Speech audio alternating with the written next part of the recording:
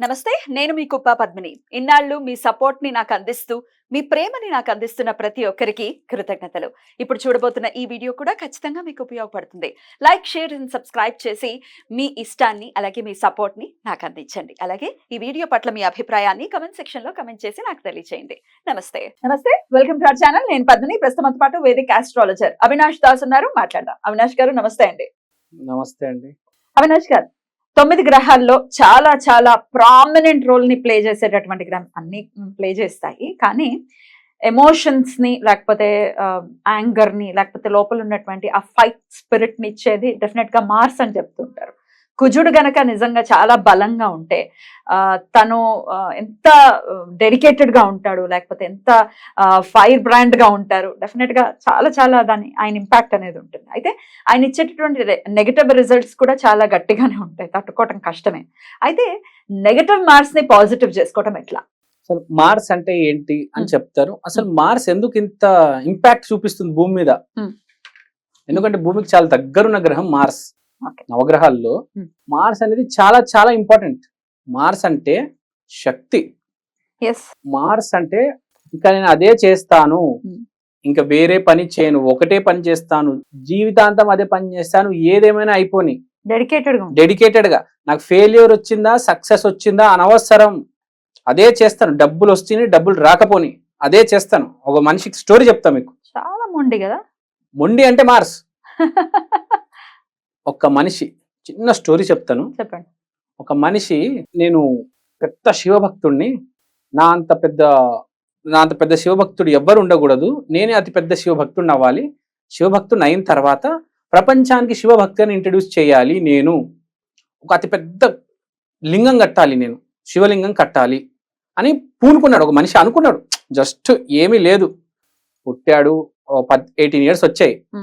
వచ్చిన తర్వాత అనుకున్నాడు సంకల్పం, అదే చేస్తూ ఉన్నాడు, దేవుడిని ధ్యానం చేస్తూనే ఉన్నాడు.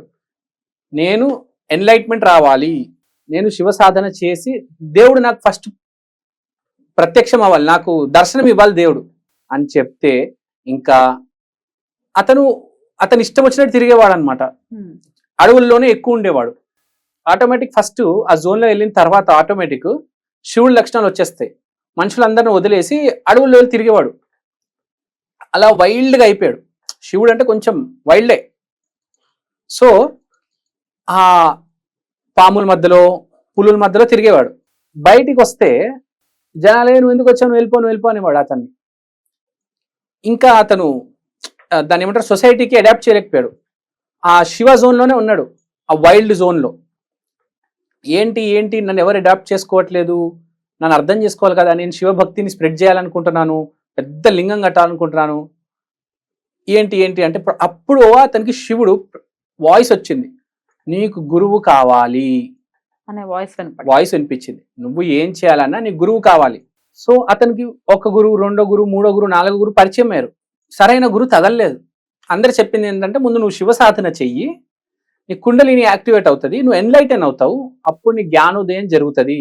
సో అతను ఏం చేశాడు, శివ సాధన చేశాడు. ఈ జన్మ అయిపోయింది.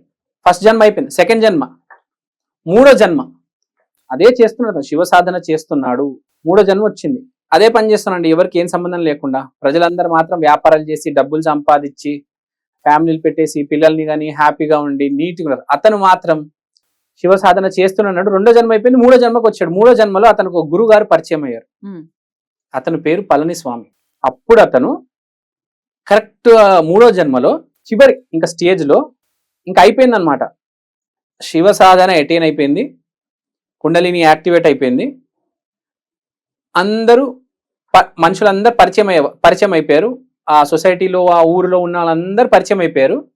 పెద్దవాళ్ళందరూ, అక్కడ ఉన్న మినిస్టర్లు, రాజులు, మంత్రులు, పెద్ద పెద్ద వ్యాపారస్తులు అందరూ పరిచయం అయిపోయారు. వాళ్ళందరినీ కడపలో ఒక గుడిలో కూర్చోబెట్టి చెప్పాడు, వచ్చే జన్మలో మనందరం ఇక్కడ పుట్టబోతున్నాము, మనందరం కలిసి కట్టాలి అని చెప్పేసి. తర్వాత 4వ జన్మ ఎత్తాడు, కోయంబత్తూరులో పెద్ద ధ్యానలింగం కట్టాడు. అతని పేరే సద్గురు. ఇప్పుడు ఎందుకు ఇదంతా జరిగింది, ఎందుకు ఇదంతా చెప్పానంటే, కుజుడు అతను అనుకున్నాడు, అంతే చేసేసాడు. 4 జన్మలు పడింది, కానీ టైం అయితే పట్టింది. చాలా పెద్ద. ఇప్పుడు ఆర్గనైజేషన్ ఆర్గనైజేషన్ ఈషా ఫౌండేషన్ ఇది నేను కాదు, అతనే చెప్పాడు ఇంటర్వ్యూలో. సో ఇక్కడ నేను చెప్పేది ఏంటంటే, నువ్వు నిజంగా ఒకటి అనుకున్నావంటే అదే చేస్తూ ఉండు, don't worry about result. But అది చెప్పినంత ఈజీ కాదు కదా అవినాష్. అదే చెప్తున్నా, అదే మరి కుజుడు స్ట్రెంగ్త్ ఉంటే నువ్వు నమ్మగలిగితే చెయ్యి. ఇప్పుడు మీరున్నారు ఈ ఫీల్డ్ లో ఉన్నారా, ఎన్ని ఇయర్స్ నుంచి ఉన్నారు? 18 years. 18 years. మీరు స్ట్రాంగ్, మీ కుజుడు స్ట్రాంగ్ కాబట్టి 18 years నుంచి ఇదే ఫీల్డ్ లో ఉన్నారు. మధ్యలో ఏమైనా మారారా, మీరు ఇటు పోయారా అటు పోయారా? ఇట్ ఇండికేట్స్ మార్స్ మీ చార్ట్ లో అస్తమించి ఉంటాడు, లేకపోతే బాగా ఉచ్చంలో ఉంటాడు. రెండు స్పెషల్ పొజిషన్స్. అవును అదేంటి? అవును, బోత్ ఆర్ స్పెషల్ పొజిషన్స్. నీచపడ్డమో లేకపోతే హస్తంగత్వం అవటమో లేకపోతే ఇట్లా రకరకాలు ఉంటాయి కదా. ఏముండ, జస్ట్ అవన్నీ ఒకటే అండి, రకరకాలు ఏం లేదు. కుజుడు ఎక్కడ కూర్చున్నాడు అనేది, 5 star హోటల్లో కూర్చున్నాడా, పూరి గుడిసెలో కూర్చున్నాడా, డబుల్ బెడ్రూమ్ లో కూర్చున్నాడా, లేకపోతే ఒక విల్లాలో కూర్చున్నాడా, అంతే. అదొక పొజిషన్. కానీ వాడు అక్కడే ఎంతసేపు ఉంటాడు, ఎంత కష్టపడతాడు అక్కడ. 5 star హోటల్లో కూర్చొని కష్టపడతాడు, పూరి గుడిసెలో కూర్చొని కష్టపడాలి. నువ్వు కష్టపడుతూ ఉండు, మార్చొద్దు. నీ జానర్ ఏదైతే ఉందో మార్చొద్దు, అదే పని. రవితేజ గారు 8 years, పూరి జగన్నాథ్ గారు కూడా నాకు తెలిసి 10 years సక్సెస్ వచ్చినా రాకపోయినా చేస్తూ ఉన్నారు. పృథ్వీ గారు 30 years ఇండస్ట్రీ అంటారు, అదే పని. కొంతమంది నమ్ముకొని ఉంటారు, నేను చేస్తే అదే చేస్తా లేకపోతే చేయను. కరెక్ట్, చాలా జిద్దుగా ఉంటారు, జిద్దు మొండిగా ఉంటారు. Virat Kohli best example. దానికోసం ఏమైనా చేస్తాడు, బాడీ తీస్తాడు, అన్ని చేస్తాడు. ఏ రేంజ్ లో సక్సెస్ ఉంది వాళ్ళ రవితేజ గారికి, విరాట్ కోహ్లీకి, వీళ్ళందరికీ. కానీ అందరికి ఒకేలాగా ఓపిక ఉండాలి అనేది లేదు కదా. వద్దులే, కొంతమంది చూస్తుంటాము ఫ్రికల్ గా ఉంటారు. అంటే ఈ బిజినెస్ చేసాం, లేదు ఇది రాదు. 2 months లో బిజినెస్ ఎక్కడి నుంచి డెవలప్ అయిపోతుంది? అట్లీస్ట్ 2 years పడుతుంది.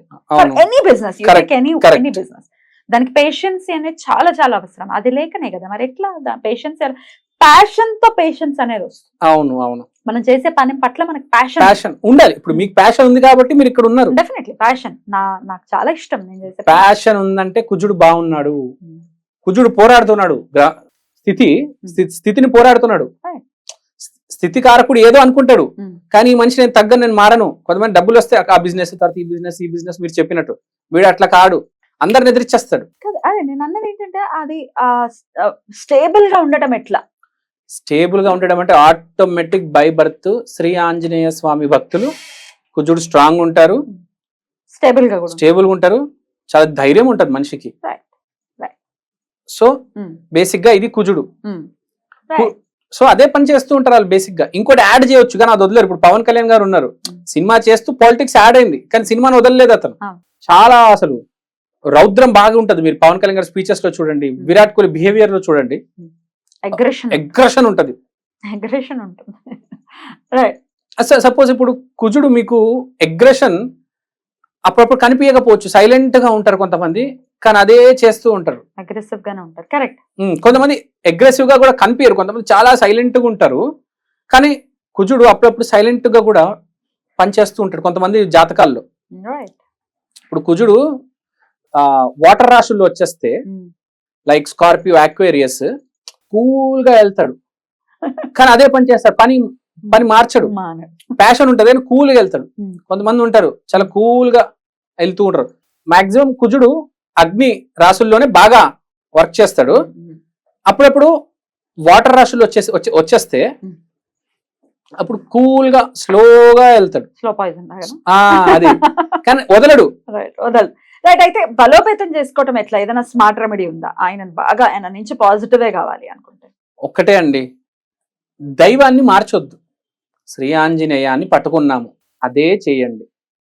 పొద్దున్న లేచారు మీరు, ముందు శ్రీ ఆంజనేయాన్ని చూడాలి. శ్రీ ఆంజనేయం, ప్రసన్నాంజనేయం, శ్రీరామ జయం, ఈ మంత్రం అన్నారు. మార్చకూడదు దేవుడిని. ఊరికే నేను చూసానండి, రకరకాలుగా మార్చేస్తూ ఉంటారండి దేవుడు. కొత్తగా ఇది అనిపించింది, కొత్తగా చేసేద్దాం కాదు కదా. కాదు, ఒకటే దైవాన్ని నమ్మాలి. ఇప్పుడు మెగాస్టార్ ఫ్యామిలీ ఒకటే దైవాన్ని నమ్ముతుంది. బ్యూటిఫుల్ అండి, చాలా చక్కగా ఎక్స్ప్లెయిన్ చేశారు. Thank you so very much. నమస్తే.